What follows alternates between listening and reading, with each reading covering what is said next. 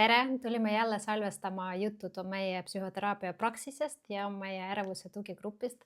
Ja täna tahtsime rääkida kehast. Tere! Mis me siis räägime täna kehast? Enne kui ma läksin psühhoteraapiasse, mul oli siuke arusaam, et ma olen väike arvuti jalade peal. Sina oled arvuti jalgade peal? Olen Okei. väike arvuti jalgade peal ja ülejäänud osa ei ole oluline. Et mõtted on selged, pea töötab, ma käin tööl ja nii edasi ja ülejäänud asjad pole olulist. Vahel muidugi see segas, mingi valu tuli sisse, siis mul oli siuke nagu asi, nagu mis asi sa teed, et mis asi see toimub, et tegelikult seda arusaama, et tegelikult ma ei ole ainult oma mõtted, see tuli hiljem. Ja gestaltis sellega hästi palju tegeletakse, et peegeldatakse klientidele, et mis sa kehas praegu tunned, kuidas sa istud, kas sul on mugav ja sellist küsimust küsitatakse just selle eesmärgiga, et inimene hakkaks tähelepanu sinna pöörama, et kuidas ma ennast tervilikuna tunnen. Sellega me alustasime meie ärevustugigrupid, et me palusime osalejad joonistada end ja proovida paberi peale panna, et kus kohas ja kuidas ma tajun oma ärevust. Äkki sellest sinna natukene rääkida? Jaa, ehk siis kui Oksana rääkis, et tema oli, kes olid arvuti jalgadel, siis mina olin, ma arvan, igatpidi liikuv keha, et pidevalt rahutu ja jalad ja käed liiguvad ja süda peksab ja kõik, mis kehas võisid toimuda, siis need värinad ja ärevused mul ikkagi toimusid.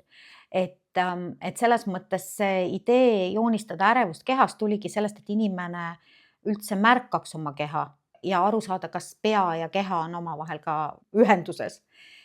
Ja see oli see mõte, miks me lasime oma keha joonistada ja just kuna meil oli ärevuse tugigrupp, siis me lasime ärevust oma kehas joonistada. Me oleme ka ise koolis enda keha joonistanud, ma mäletan, meie vist joonistasime, kus meil valud on või kus meil tunded on või ja midagi sellist. Oli vaja kuidagi ühendada minu mõttemaailma, tunnemaailma ja emotsioonielu koos oma kehaga. Ja see joonistamine, ma arvan, andis päris palju infot ja oli väga ka osalejatele väga huvitav. Ja ma teen seda ka vahel oma eraklientidega, et nad alguses üldse paneks paika ka paberil, kes nad on füüsiliselt. Ja mida see siis meile näitas, mäletad sa? See näitas, et mitmendel oli väga sarnane taju, et paljudel on olnud joonistatud kõhupiirkonda, kas valud või kõhulahtisus või mingid aistingud, mis inimene arvas, et see on tema ärevus. Siis oli hästi palju südapiirkonnas.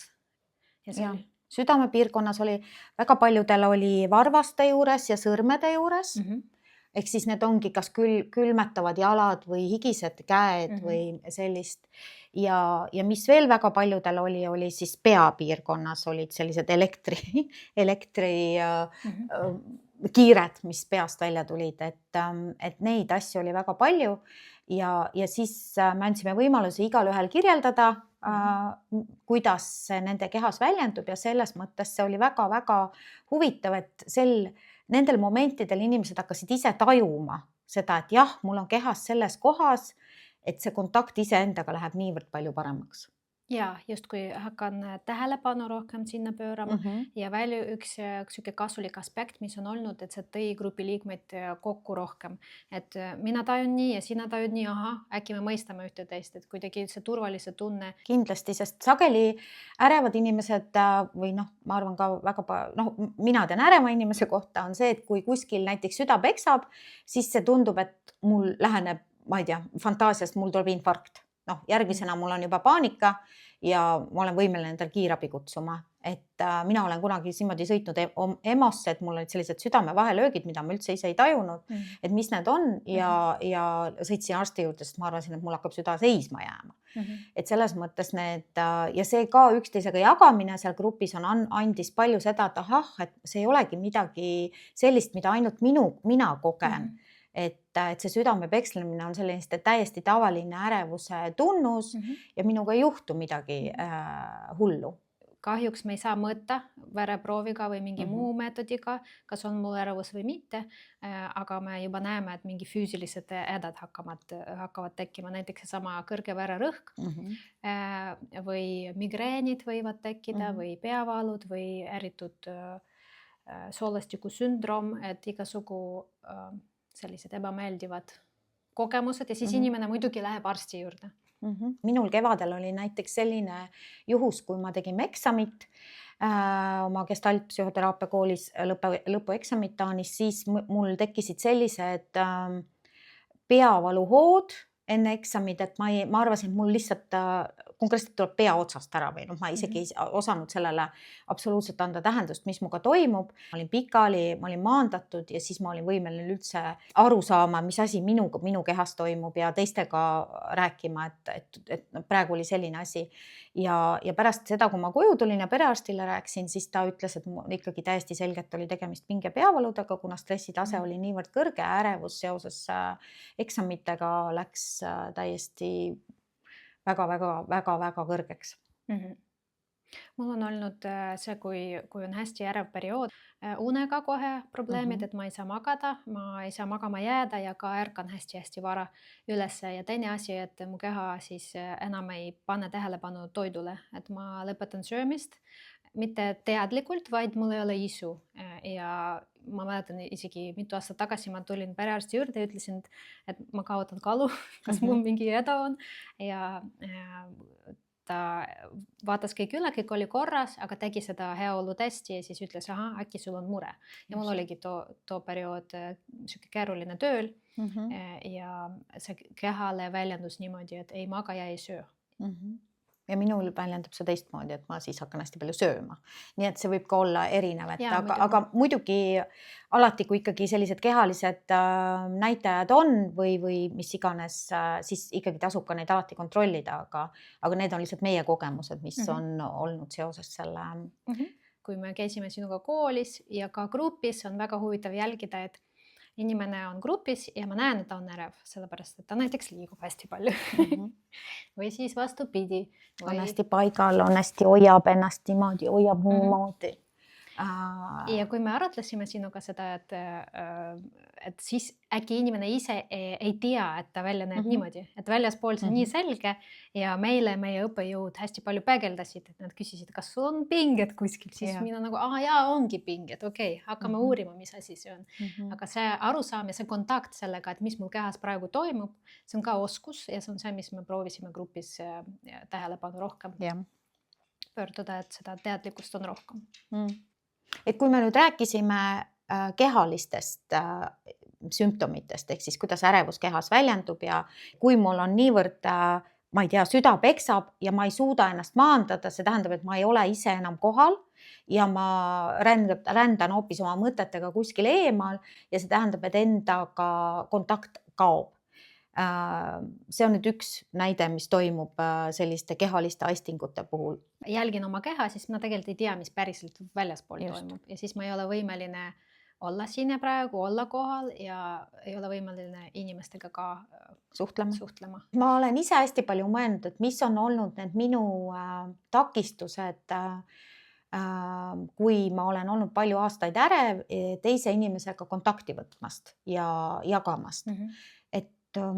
Kui nüüd vaadates ja olla rohkem kogenud selles ja vaadates ka teisi ärevaid inimesi, siis ma arvan, et põhiasi on just see, et seda usaldust ei ole tekkinud, sest minu peas on fantaasiad, kuidas teine inimene hakkab hindama, ütleme, sul ei ole midagi häda, sa oled ju terve ja ärevus on normaalne või siis ta ei usu, mis ma talle räägin või ühesõnaga minu fantaasiad võivad olla väga külluslikud sellel hetkel, kõik, mis selles kontaktis võib juhtuda ja ma isegi sellel hetkel kohe taandun ja parem ei jaga.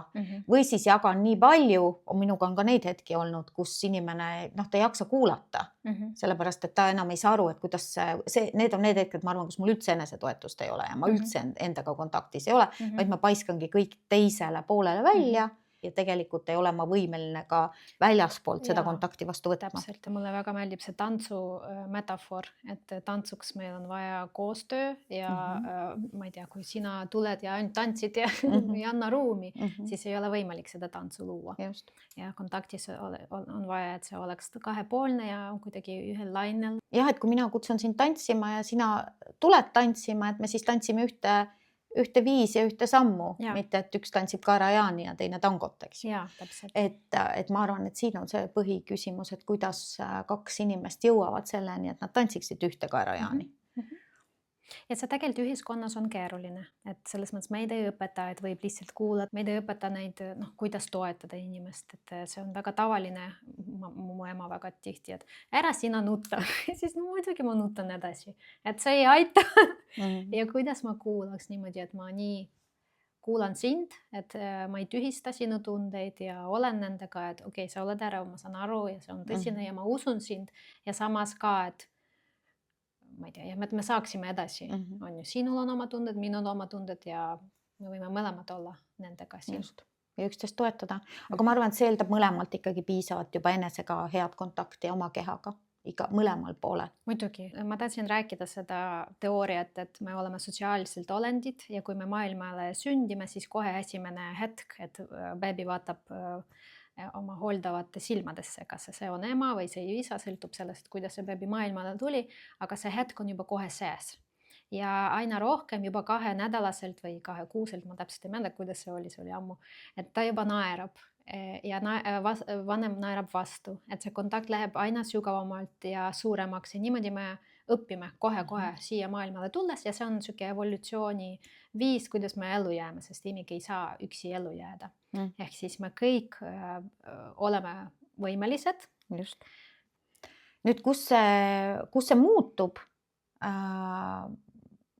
Ma arvan, et juba väikses lapsepõlves ja üks asi, mis ma arvan, mind on hästi palju aidanud ja mida ma olen õppinud viimaste aastatega, on just aru saada, et kust on tulnud minu kontaktihäired. Sa tood siia oluline sõna kontaktihäired. Just. Et see on gestaldi mõiste ja seal meil on neid nimekiri, mis me muidugi tahame teiega jagama järgmistes episoodides, aga selles mõttes see sama, et kui ma praegu sinuga olen ja ma olen võimeline olla oma tunnetega ja vastuvõtlik ja me saame olla koos.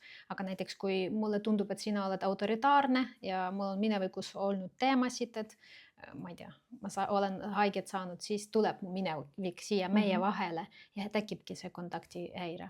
Ja seal võib olla väga palju seal on päris mitu erinevat kontaktihäiret, mis siis sinna tekib. Et nendest kontaktihäiretest me kindlasti järgmistel kohtumistel ka räägime.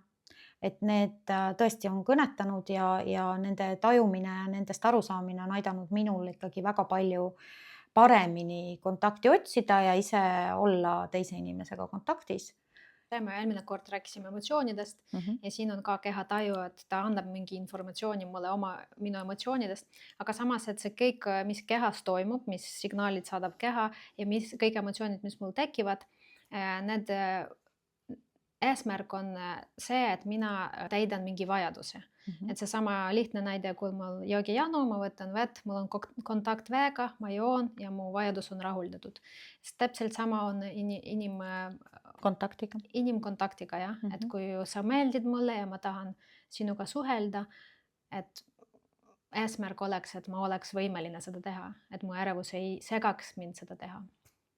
Mul on emotsioon, ma tahan seda näiteks jagada ja sinna vahele tulebki kontaktihäire ja ma ei ole võimeline seda emotsiooni jagama, mis tähendab seda, et mu tegelikult vajadused jäävad rahuldamata.